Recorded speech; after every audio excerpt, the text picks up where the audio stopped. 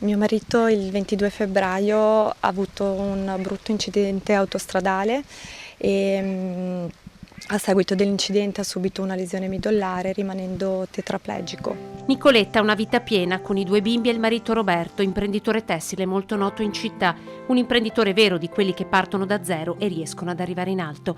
Una famiglia che il pomeriggio del 22 febbraio è sconvolta da un incidente in cui rimane vittima Roberto.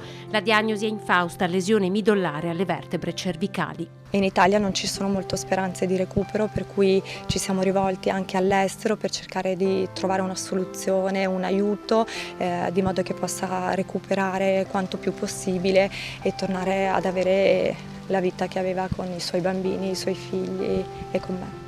La speranza è a Losanna nel lavoro del team guidato dal neuroscienziato Gregor Curten, che da anni lavora sulla stimolazione elettrica per riattivare i neuroni spinali. Così Nicoletta prova a prendere in mano questo destino crudele sul portale GoFundMe.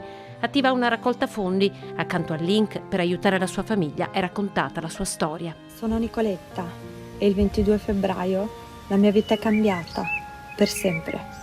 Per Roberto è stato attivato anche un IBAN.